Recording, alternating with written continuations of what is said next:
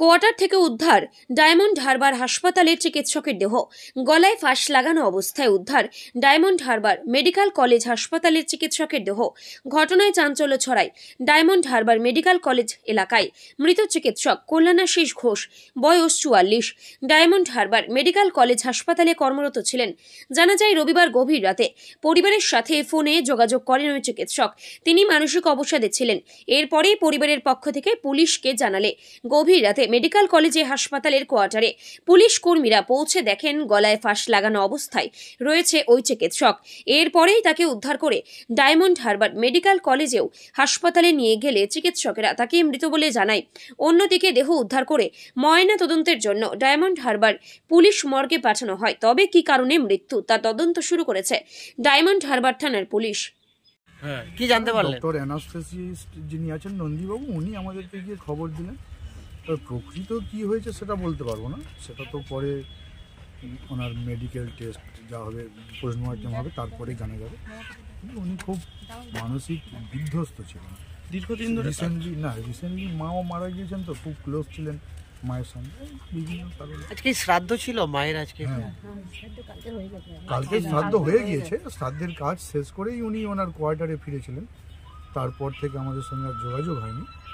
আমরা এই সকালে শুনতে। আমরা কতটা মর্মাহত, দীর্ঘদিন ধরে কাজ করেছে। মারাত্মক, এটা বলে বোঝানো যাবে না। আমি গত মাসেই আমার বাবাকে লাস্ট চিকিৎসা করিয়েছি বৈদ্য নার্সিংয়ে ভর্তি করে রেখে। আমি বৈদ্য নার্সিংয়ের স্টাফ, তো আমাদের সঙ্গে খুব ঘনিষ্ঠ সম্পর্ক ছিল।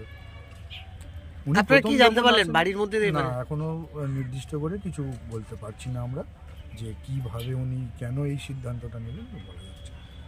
মানে কি গলায় ফাঁস লাগানো অবস্থা ছিল, সেটাই অনুমান করা হচ্ছে। এখন আপনারা তো ছবিতে মানে সরাসরি দেখলেনও, তাই। কি নাম আপনার? আমার নাম অম্লানজ্যোতি। আমাদের দাসে নার্সিং আমরা কাজ করি, আমাদের যায়, আমাদের দেখে, আমাদের খুব ভালো। এই তো কয়েকদিন আগে। আজকে কি জানতে পারলেন?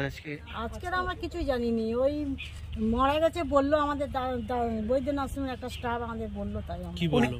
বলে স্যার মারা গেছে হসপিটালে। ওনাকে হাসপাতালে চিকিৎসা করতো?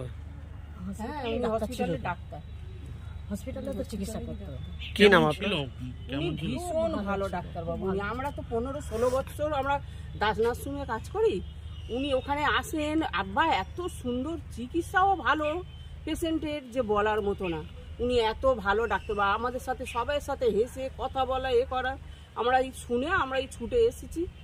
খুবই ভালো ছিল। এরকম একটা সিদ্ধান্ত নিলেন? জানি না, আমরা এখনো খবরই জানি না। এখন শুনলাম, এখন শুনেই আমরা এসেছি ছুটে, সব কিছু ফেলে রেখে দিয়ে। কি নাম আপনার? আমার নাম কৃষ্ণা দাস।